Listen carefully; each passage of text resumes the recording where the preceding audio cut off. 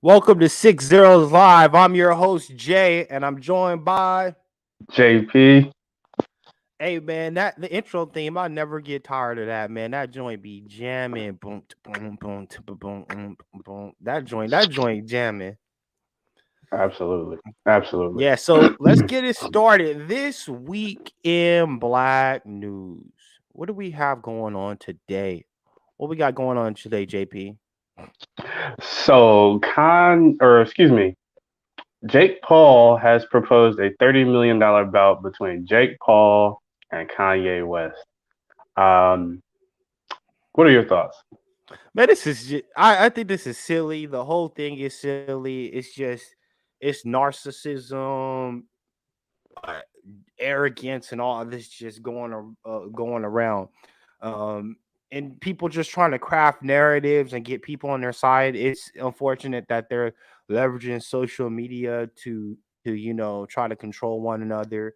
I think I really don't see anybody here that's a good guy. I don't see anybody here that's necessarily the bad guy. It's just a bunch of nonsense. And if they did fight, it'd never happen. First and foremost, it would never happen. But if they did fight, I think Kanye would take them. Oh hell yeah. I think this would be a best. I think it'd be a good thing for him because he could make more money off of it.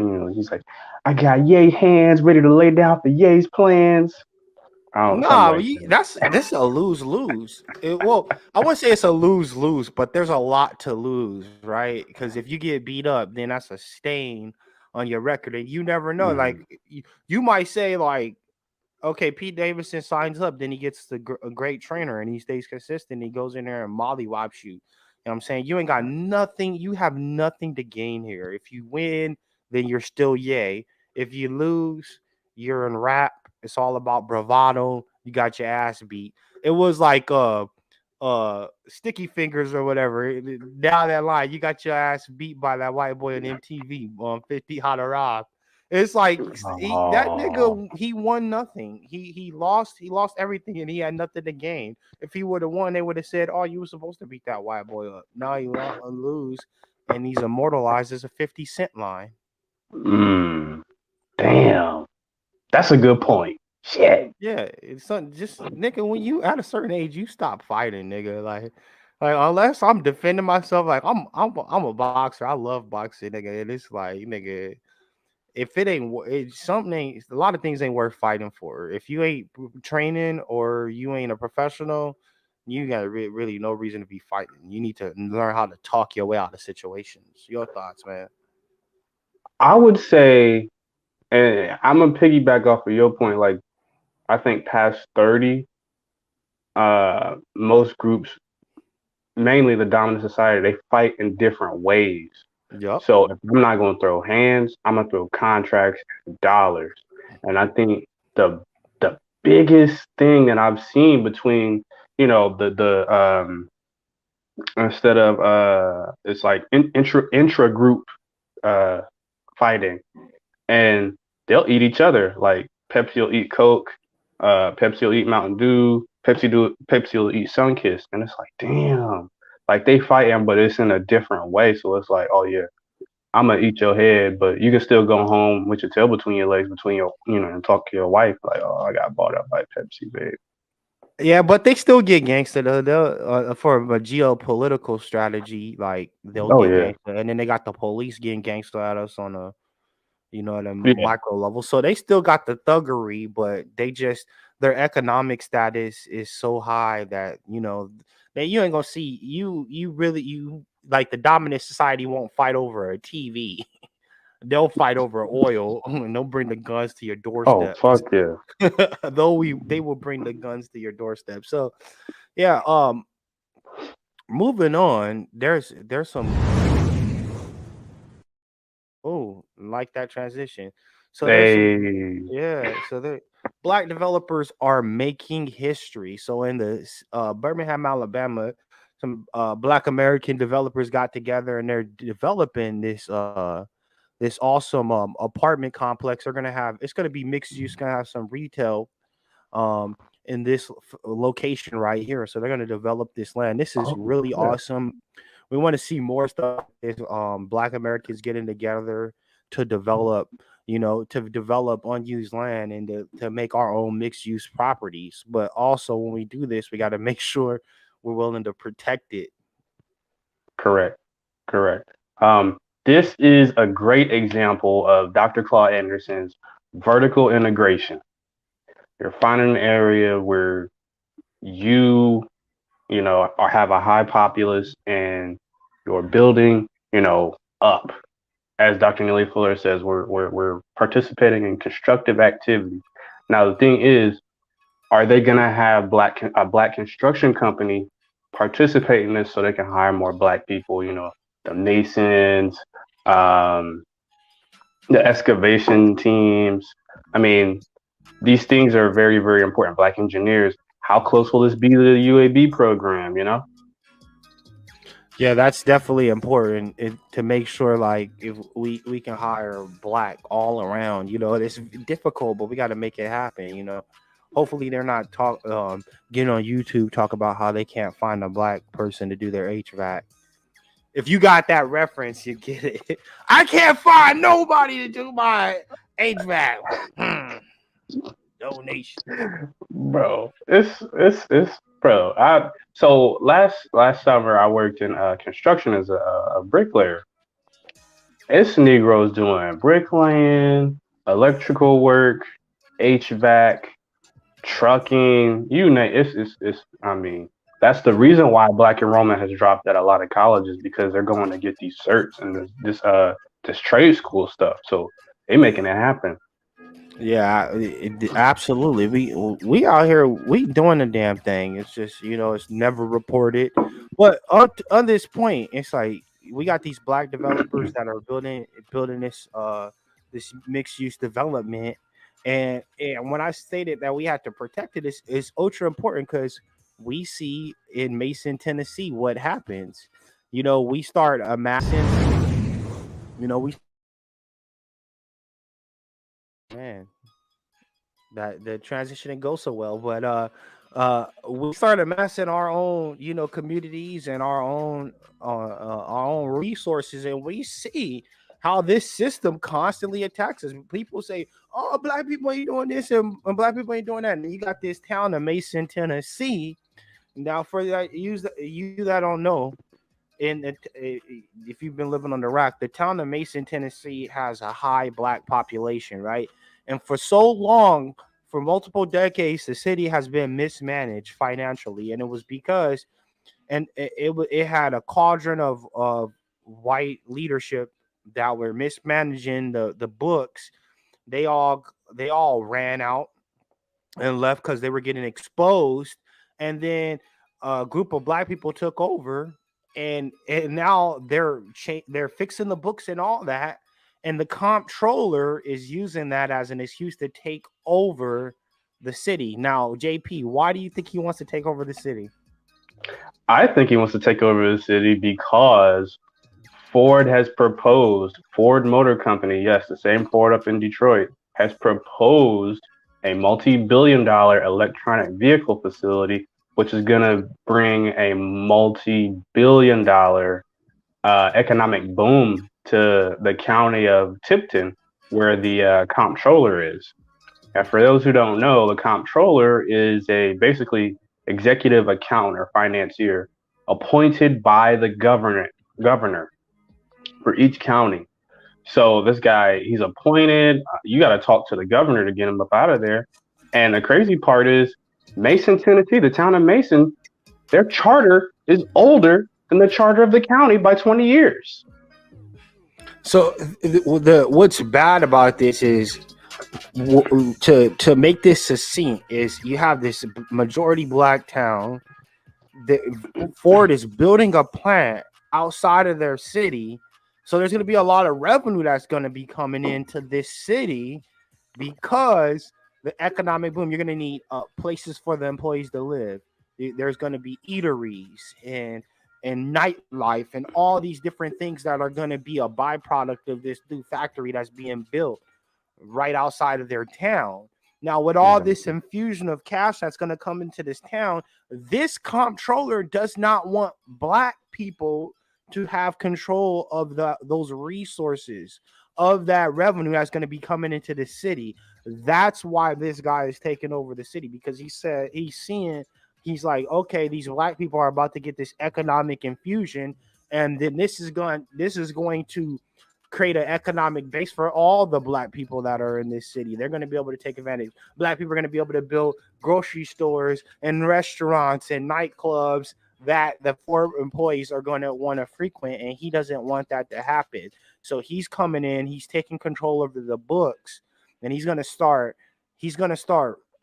harassing these people until they get out of office, and he could put in white people in power, and then they're going to make sure that the black people are economically disenfranchised, like they've been so masterfully doing Mm-hmm. over time. But we're seeing it day right here. And then on top of that, what's bad is that this guy, Jason Mumpower, whatever his name is, he's saying that this town has been mismanaged, and he's blaming these black people that are running this municipality. But the people that were doing all the foul stuff were the white people that was running it before, and now they're out of office. Are they getting prosecuted? Why? So this is just all this is racism. But they use all these fluff words and all this crap to try to justify it. Like, oh well, the books was mismanaged.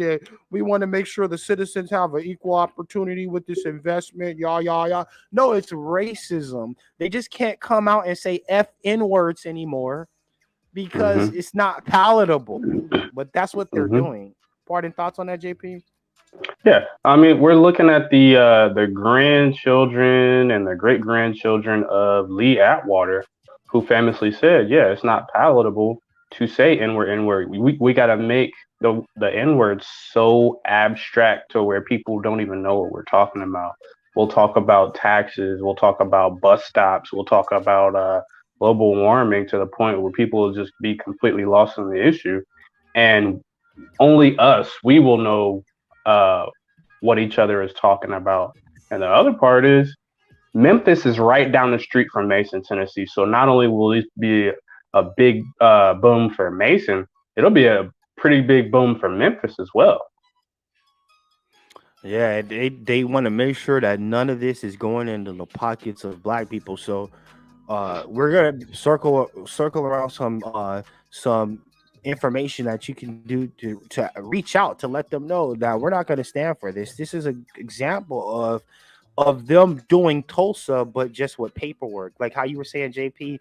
They're doing paperwork now. They're paperwork fighting. They're paperwork fighting us. They're not coming in and rioting. They're gonna just hit us economically. They're gonna hit our pockets. So everyone, once again, we're going to circulate, cascade some data on Twitter and our social media of how you can get in contact with Lex Luthor over here and his force. And we can't be standing for this, man. I'm tired of this. I am tired of this, man. Uh all right. So in the B1 breakdown, what do we have going on now? Well, our first is what Professor Black Truth talked about. Joy Reid still denying that Ukraine is racist. What's your thoughts on that, JP? So in one of her latest interviews, she interviewed Olympic gold medalist Zan. Oh goodness, Bilik, Biluk. I'm screwing his last name up. My apologies. And this guy, he got on air with another member of parliament for the Ukraine, and he was just, "Hey, Ukraine is not racist. You know, we don't condone these things. However, just Negro 7 months penis. ago, just 7 months ago, he was talking about how he was bullied and called racial names. And the crazy part is, this guy is the only non-white member of parliament over in the Ukraine. So it's really, really, you know, odd to hear him say these things just some months ago.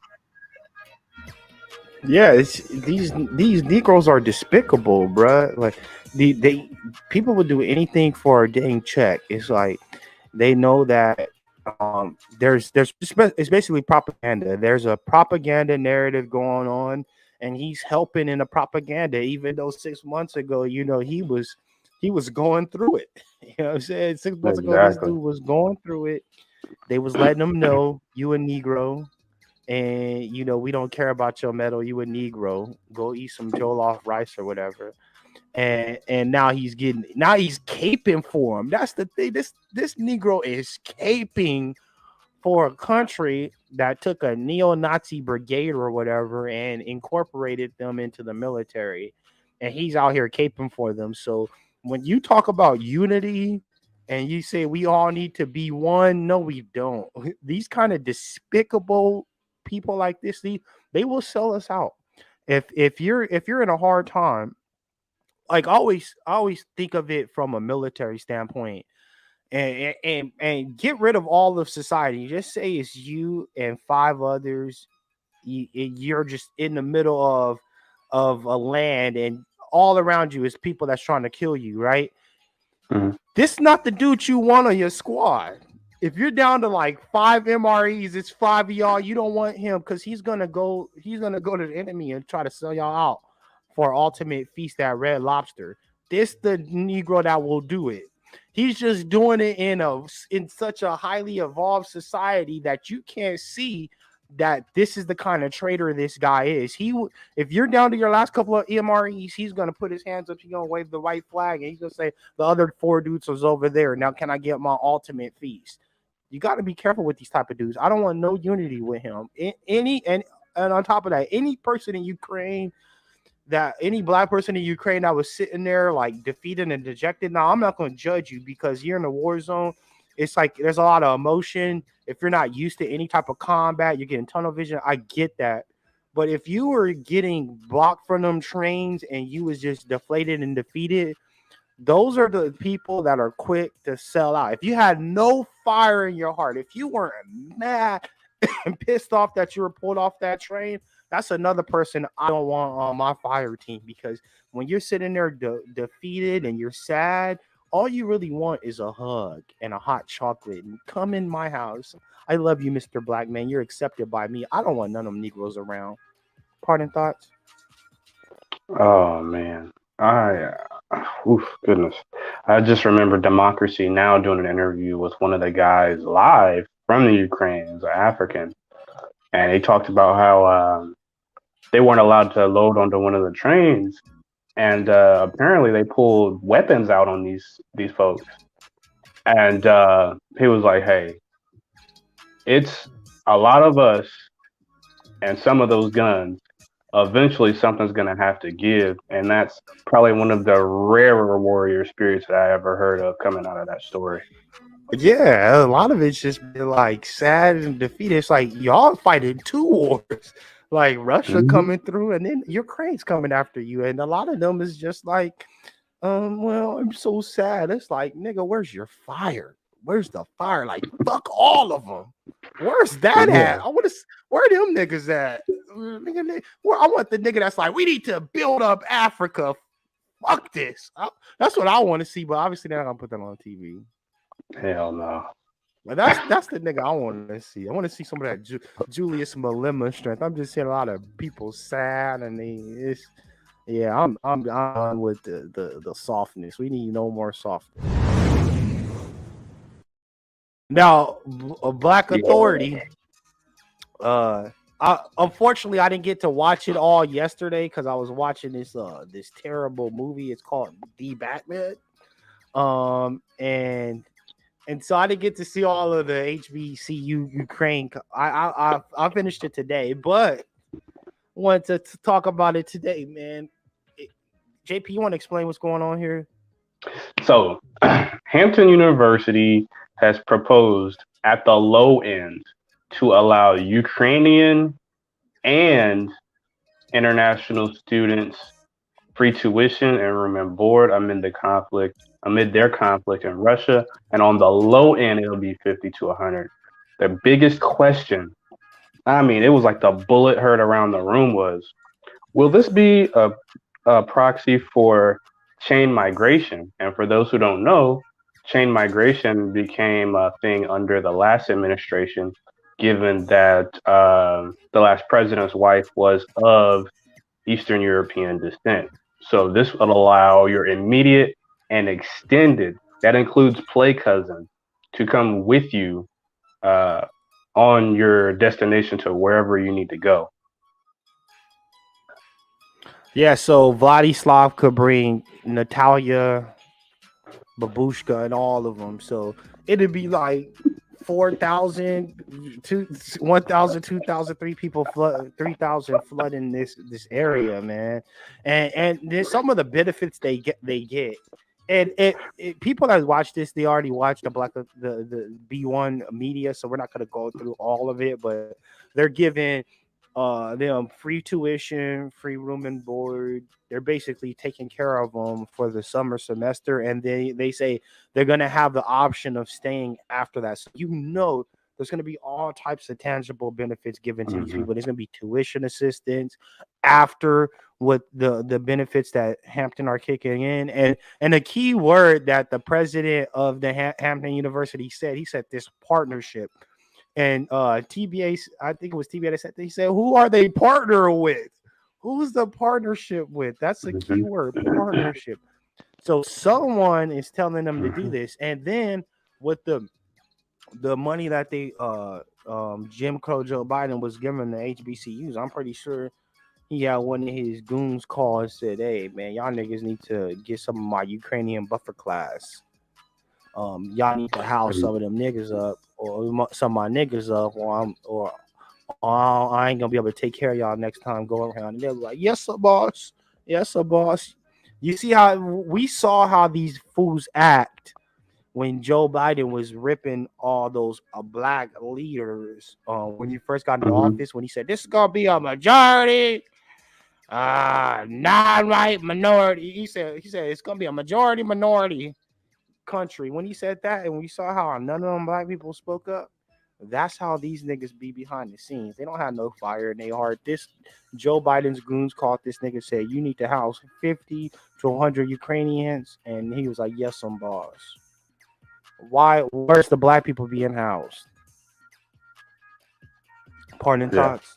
Uh, so I checked Twitter during the broadcast, and apparently there is some uproar through Twitter with some of the Hampton University alum, as well as a finite amount of the current students there.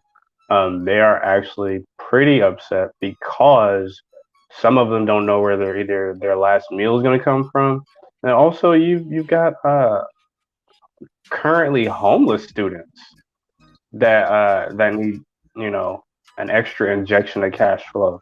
So it's really a spit in the face and a slap in the face to the current native populace that's, you know, going through it. An actual Hampton alumni actually called in, and he said that the president is always looking to line his pockets. So this was truth serum last night. Yeah, it's. I would be upset too. I went there. Like, if you went there and you were struggling and you're black, and this is supposed to be a university that represents you and stands up for you, and then all of a sudden, like you were waiting tables or whatever, and all of a sudden they gonna bail out probably 50 white people. I would be pretty dang pissed as well. So yeah, this is just more of this go along, get along gang. This is just they're not what we're seeing is all the black I'm not gonna say all, but a large majority of the black institutions that were set up, they really weren't set up for us. These are not our Hmm. institutions. They're not in our control. And the last point on this, an important thing to remember is whoever controls the money controls the entity. That is it's like, I think it was one of the Rockefellers that said that. He said, I don't care about who makes the laws in the land. If I control the money, then I can control the land. And that's true in business or any other institution. Just because you might have possession, that doesn't mean you have the ultimate control. Because I like to use this analogy. Let's say someone buys you a Ferrari, Now you make 60,000 a year, so you can't afford none of the maintenance. You can barely afford the gas. But the person that buys you the Ferrari says, "No, you don't worry about it. I'll cover all your expenses with the Ferrari. All right, just take care of the Ferrari. I'll cover all your expenses." So you're like, "Cool, this is a good look." You know what I'm saying?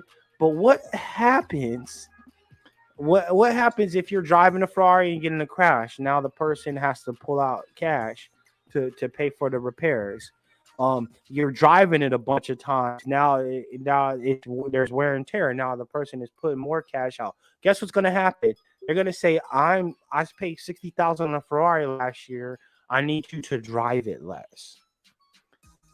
And so now they're controlling how you use the Ferrari. So you have control of the Ferrari. It's in your name. You have possession of it, but the ultimate control is with the person that has the finances, because without their finances, you can't operate the Ferrari. And it's a lot of it's the same with the HBCUs. Your financing is coming from the establishment. So the second you get out of alignment with the establishment takes the money, and you can't run your little school anymore.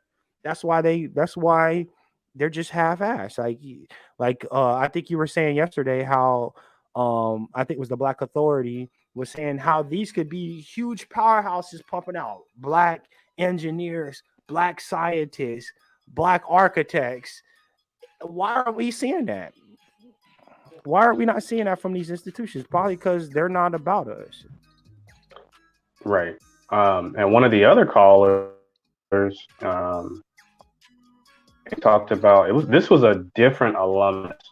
He called in and talked about how mainly at Hampton, but I've seen at Howard how some of the administration they started. Well, they're still majority Caribbean and African, but now they're starting to bring in the Indians. Yep. And I was just like, wow. So shortly after the Indians, it's going to become like, the Baltics or the Asian. And I'm just like, that's kind of how the ghetto works. Yeah, it's slow erasure. It's a smart strategy. I'm glad we're waking up to it, and seeing what's going on. But it's kind of sad at the same time. It's like, I'm born in the 80s, man. I wish I was alive earlier so I could start doing something about it. But damn, it's like they taking the historic part like very serious. Like, yeah, this was historically black. Mm-hmm. Now this is the people of colors, black colleges and universities. They hitting us with that people of color. All right. Now we're going to get to the point. Black employees, Karens, and code switchers. Now, what is this about? So the amazing Hail Caesar on the forum wrote this piece, and it's about dealing with workplace Karens. Have you ever dealt with a workplace Karen, JP? Oh, yeah. I've dealt with a workplace Karen. Tell us your story. So I was in undergrad, and I was an intern for, well, I'll now say it, Enterprise. And this one occasion, I was working with a customer. He and I were being, kind of sarcastic with each other, but it was in a playful manner. The gentleman took the car. He took the rental. He went on about his way. I asked him about the different packages. He said he only wanted the insurance because he was taking his daughter around town and showing her, I guess they were going on a college tour or whatever. I get his signature. I come back in. And then this woman, not only is she in charge of the multiple enterprises in the location, she's in charge of the enterprises in the whole state of Kentucky on the western region. So she looks at me, she says, "Justin, if I was you, or if I was him, I would want to punch you in the mouth for you being sarcastic like that." And I turned around and I was like, well, if you were him, we'd be outside right now talking it out. And the room was full of nothing but black people. 3 Greeks, 2 female, and I was just like, they just started looking at each other. And I'm just like, oh, okay. Now I see what it is. So she's like, meet me in the office. I'm just like, oh God, man. It's like, I think we need to review your internship. I was like, all right, I Oh mean, it is what it wow. is. Yeah, I was like, all right, it is what it is. So I just after then I started getting like the jobs where I gotta go far out to pick people up or drop a vehicle. I mean, out to like the little sundown kind of areas. And I was just like, damn. So it's to the point where I actually resigned and went to work with a contractor at the school because I was like, damn this, you not I'm not about to just keep doing stupid jobs just because you wanted to feel all high and mighty and talk sideways to me. Yeah, that's a sucky story. And I had one similar, also with a rental car agency, and I got there. I always work on time, Right. and so it was a rental car agency at the airport. I showed up on time, and then the Karens, they were in the main office eating birthday cake, and I was, I was making some of the maybe the not so good moves and not super social. I'm like, I don't give a damn about whose birthday it is. I'm not gonna go in there and eat cake because I don't really give two damns about them. So I'm not fake. I'm not gonna go in there and eat cake and be like, "Hey, it's your birthday." I'm like, "Screw you." You know what I'm saying? So I'm chilling outside, and I'm like, I'm ready to start moving the cars and stuff like that. And I go and talk to the supervisor, who was King Karen or Queen Karen, and she was like, "Oh, we're eating cake right now." And wop. So I'm like, all right, cool. So I'm waiting outside, and then I'm chilling, and then Queen Karen comes out. I think it may be like 30 minutes later. She comes out and says, "Why are you not moving cars?" Oh, and I'm like, I don't play kind of stuff like that. So I got up in her face and I said, "You was in there eating cake, and I told you that I was ready to move cars. You said you not to move any cars and wait till everybody was eating cake. How I'm supposed to know y'all done eating cake in the office?" I said, "Don't ever come up to me talking to me like that ever again in your whole life." She started shaking. She was like, "Oh my God." Got all scared and ran to talk to the big boss and all that. And super scared and all that. I hate that. Like they try to test you like that, and then she got all scared. And then like um uh, a while later, like she came to me and said, "I want you to know, don't ever talk to me like that again." And I looked at her like this, like, please, like you did when it was going down, you was not with the toughness. When you thought it was really gonna pop off, you was quiet, you was shaking, you was scared, you ran. Now you gonna try to talk to me like, trying to be thug now. No, I ain't trying to hear that. So yeah, I ended up getting taken off this schedule because it was Karen Central, and once they realized I was a Malcolm X type nigga, they had to get me up out the building. They was like, "Oh, this is a real nigga. I let the tie fool me. Yeah, yeah, nigga, the tie fooled you. Don't get on my face, nigga. Don't let the grammar fool you. I'll go hand." And that's to part of it. We were talking about code switching, you and I, and Hmm. and this is a thing when it comes to workplace and all that. Like, depending on how you talk, a lot of people get us confused. Like, if you know how to pronounce your words and you speak like you got, just if you know how to speak standard American English, people might judge you a certain way, especially like uh white people judge you a certain way because they think that you're a good one.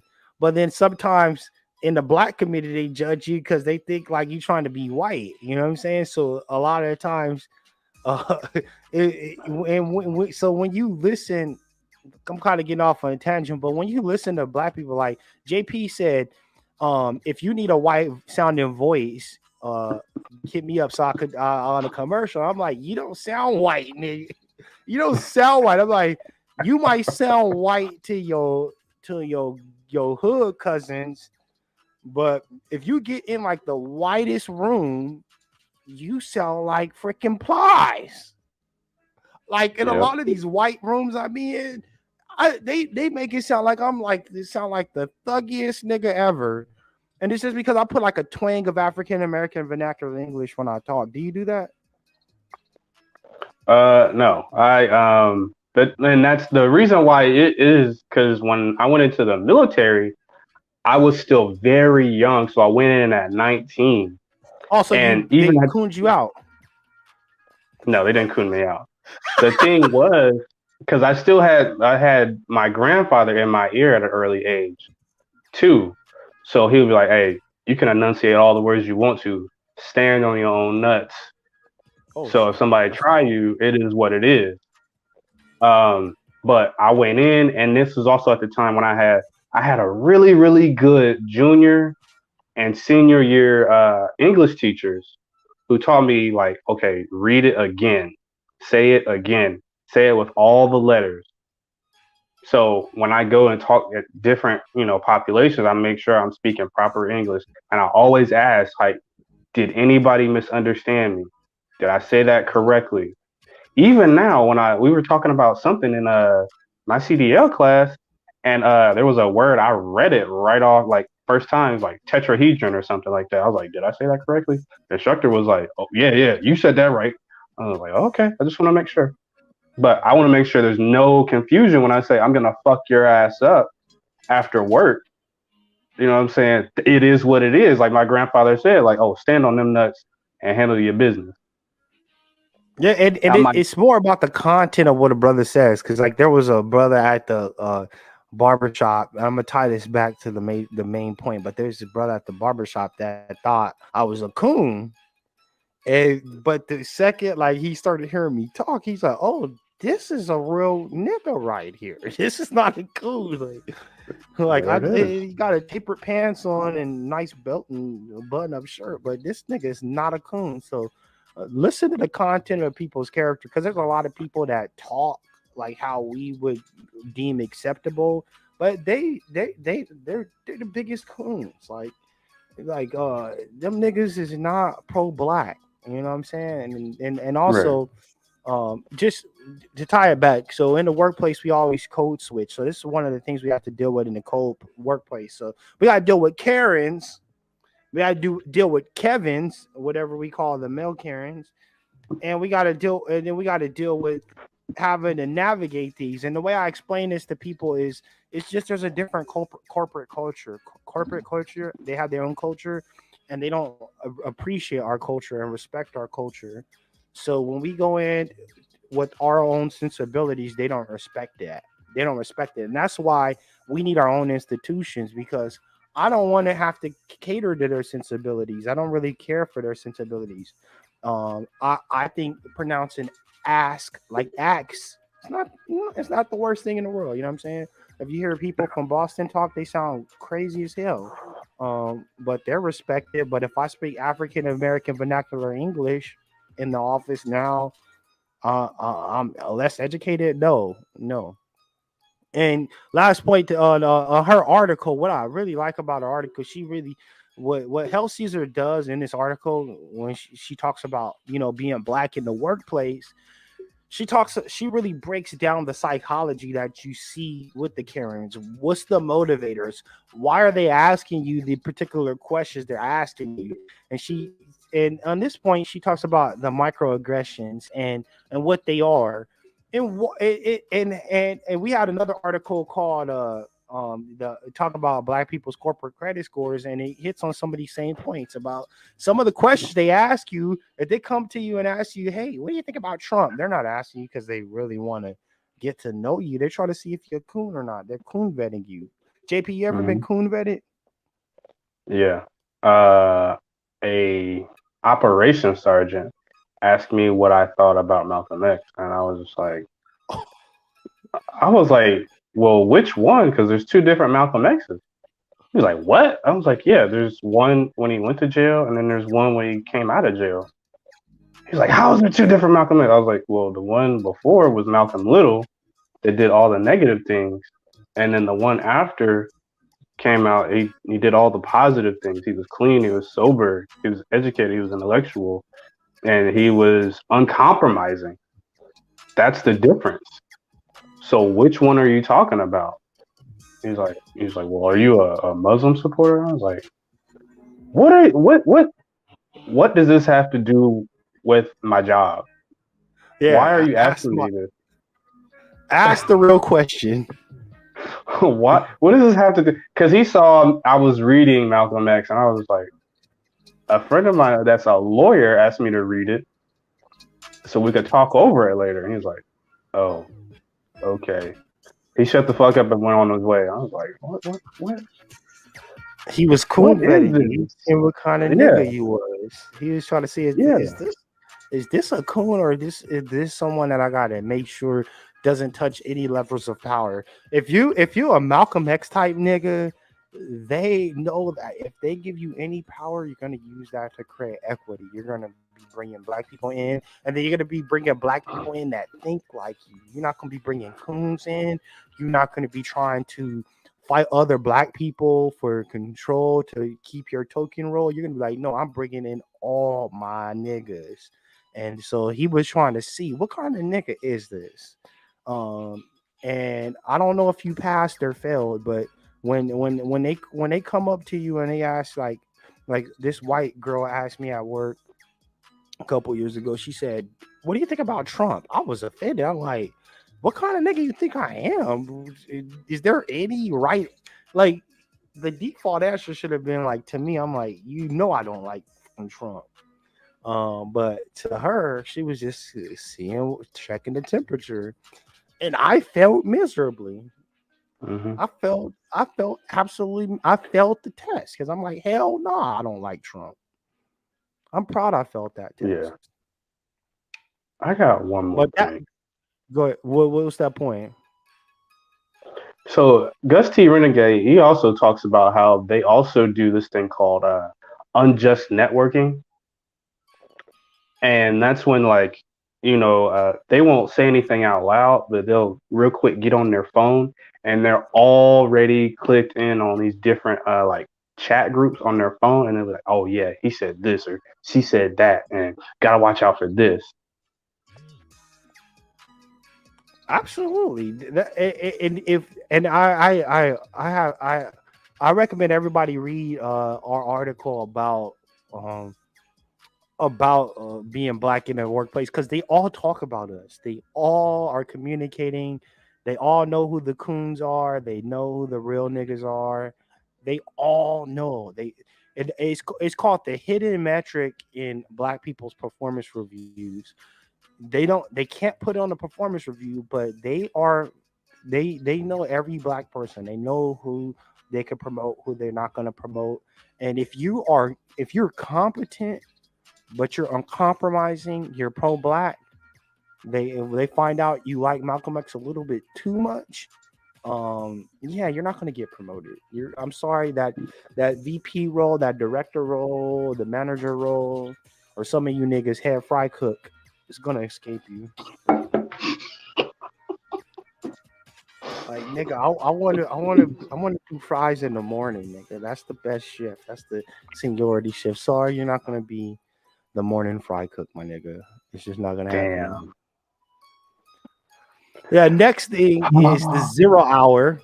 I love this post. This is by Gak is here. So what he talked about is the friend zone, or if you're Mm. smart, if you're like JP's, if you went to JP's t-shirt class, you don't call it friend zone, you call it unrequited love. I guess Gak is bougie, but this unrequited love, like. Whatever. But on this post on the zero down is about posts that are threads on 6zeros.net. And so he posted this about one-sided attraction, and he talked about how he's constantly in the friend zone. And homeboy's like 26, so I get it. It's easy to fall in the friend zone when you're younger and your chips ain't right. Hmm. So he talks about how he's been in the friend zone a bunch of times, and then he talks about how he friend zoned one chick. And so he said he got to see the duality of it. He got to see being a victim of it and then putting someone in the friend zone. Have you ever been in the friend zone, JP? And how did you get out if you did? Mm. So I did get in. There was one, and this is like bam, star next to it. Like this one female, I was a couple years into the army, and I met her, and I was like, damn, she's really good looking. And I was like, she's got a style or whatever, and I tried her, and I was like, she's like, oh no, but you'd be a really good friend. I was like, in the back of my head, I ain't say this shit out loud. I was like, fuck you. And we hung out as friends, and then I got to see the dudes that she actually liked, and I was like, I was like, nigga, I'm out here trying to like put rings on fingers and build equity and shit, and you out here fucking with these old world star hip hop niggas, and I'm like, damn. And I felt like it was like my ancestors, God, whoever the figure is that let me see this. I was like, you know what? This is good. Now that I see you out here, throwing that box to all these like ain't shit niggas, I anticipate the hey boo call, and I'm not picking up. And Yup. I think the friend zone is a very, very important place to be in because it gets you to a place where you get to see, okay, what is this person's character about? And it's like it could be your origin story into the red pill, or it could just make you stronger. You know what I'm saying? It's like a lot of dudes, they keep getting in the friend zone, they go red pill and like screw women. I don't want no vagina. It's unfair. But Yeah. like when my first time in the friend zone was in high school, and I was crushing on this one lady, and I wasn't being forthcoming with my intentions. You know what I'm saying? And I would talk to her on the phone, go help her with her homework after school, and she was telling me about this one dude she was crushing on. So at that moment, I vowed I will never be in this again. I'm like, I don't like how this feels. And so Oh I've been yeah. offered the friend zone, but I deny the friend zone. I'm like, yo, and in on there's a post on here that talks about making the situation polarizing. When y'all like these dudes, friend zone is a dude phenomenon, right?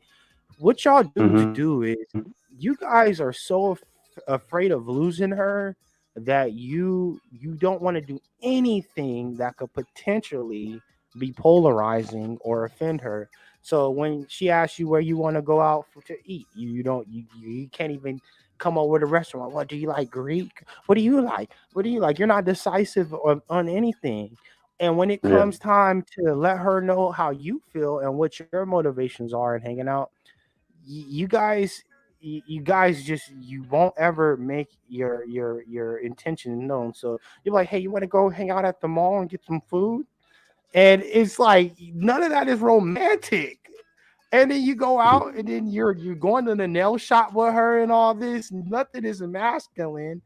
Then you hang out and she calls up the motorcycle dude that don't got a job to come Ugh. to come partake at the end of the night, and then you sit there in this uncomfortable space where you're hearing about the dude on a motorcycle not disrespecting her and stuff, and it's all because you are not being moving in your masculine energy, man. You got to move in your masculine energy, man. When you get when you got a woman, when you got her attention, you need to let her know what your intentions are. Let her know you like her.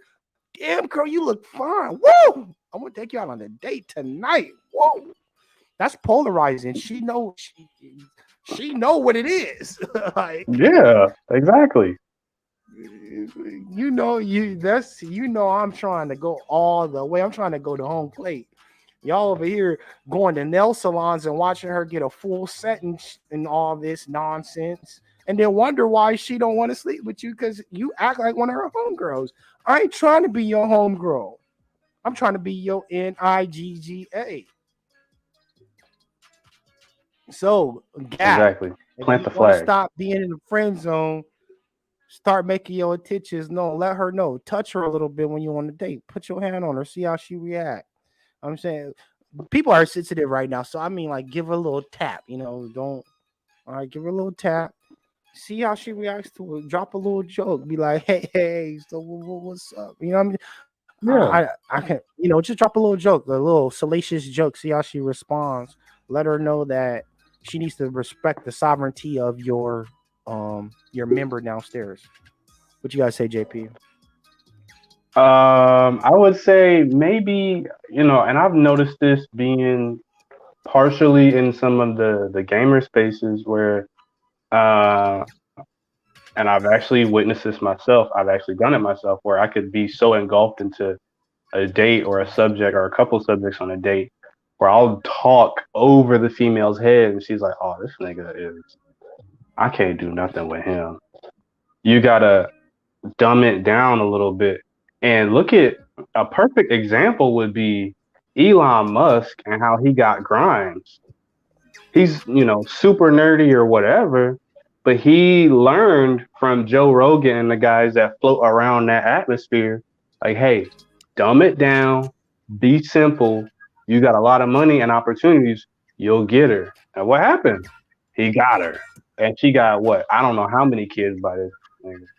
And he's still a nervous fucking wreck.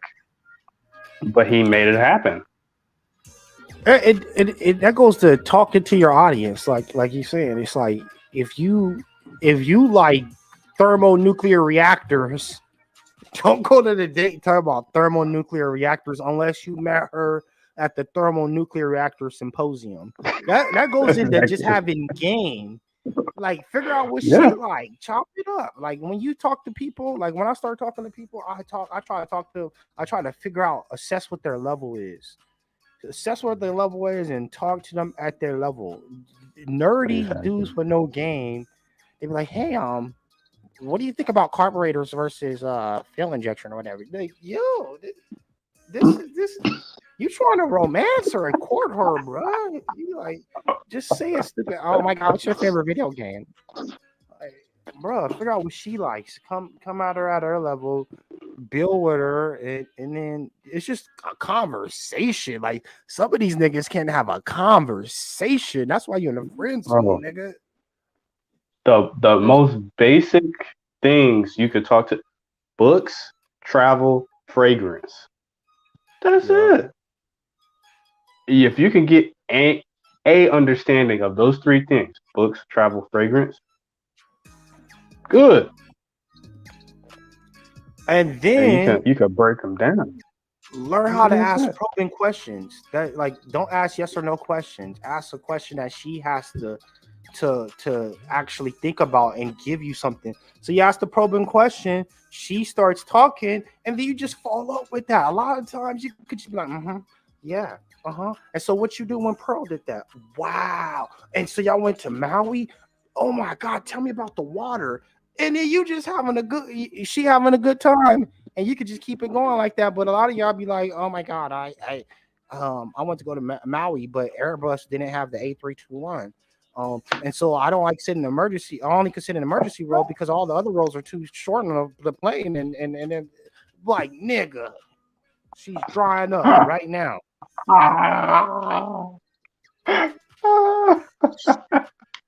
She already think about Tyrone. Like this nigga is not getting in my pants.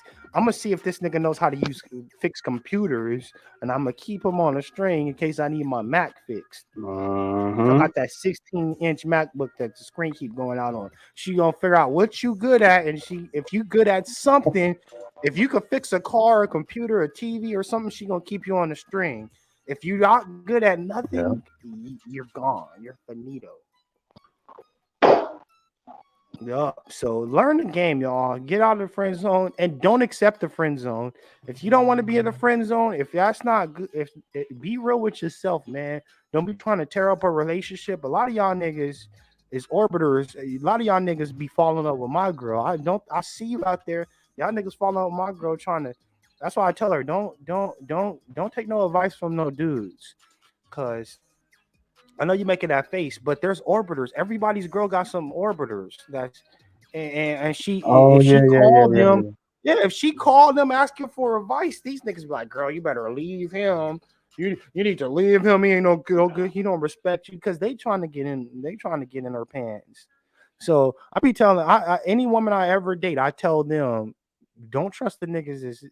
If he's not gay, Don't trust what he got to say. He probably got an ulterior motive. Unless y'all was 2, 3 playing in the sandbox together, that nigga's trying to smash it. He go give you some bad advice, even if you don't know it or not.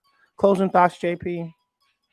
Man, exactly. Learn the game, diversify yourself, get out and travel, read uncomfortable literature, get into the fragrances, the ones that you like, and then when you're at the counter, ask the young lady or a fella like, hey, what are the females checking out? Go to events. I know a lot. Some of these guys they're introverts or ambiverts or whatever, and get out. I know we're coming out of the thing, so get out there, mix and mingle, see stuff. That's the best thing you can have to say to a female. Oh yeah, I got to go to Maui. I put my hand in the black sand. Um, I got to go see the white sands of Biloxi, Mississippi. I smelled the stinky water at Venice. I got to see Bologna. I saw Dante Alighieri. I got to see the Citadel. Get out, do stuff, brag about that shit. That's your conquest as a warrior in life. That's a great point. In order to do all that, you gotta not be a broke ass nigga. So fix that part first. Then you start traveling, and then when you start sharing those stories, you're like, "Oh yes, I was in Sandra Pay. Oh, I was in Ghana." She's like, "Oh, I know that nigga was tagging everything, walking. Let me grab him before you know what I'm saying. You get that validation." And with that, I'm gonna close out with our latest ad. Join 6zeros.net. It's a unapologetic B1 space. We're all about B1. We don't care what else you got going on in your life with other allegiances, but if your allegiance is not black first, we don't want you there. You can go somewhere else. You go to Stormfront. Some of y'all need to go to Stormfront. Y'all can go wherever you want, but stay the hell away from 6 zeros. See y'all later. 6 zeros. If you want genuine black conversation that's uncompromised, unfiltered, join 6zeros.net today. Jay? Yes? I love 6 zeros. I'm so excited there's a site where we could finally talk about black issues. When's the last time you posted? Well, the way my phone is set up. You're clearly not that excited about 6 zeros. Have a great day.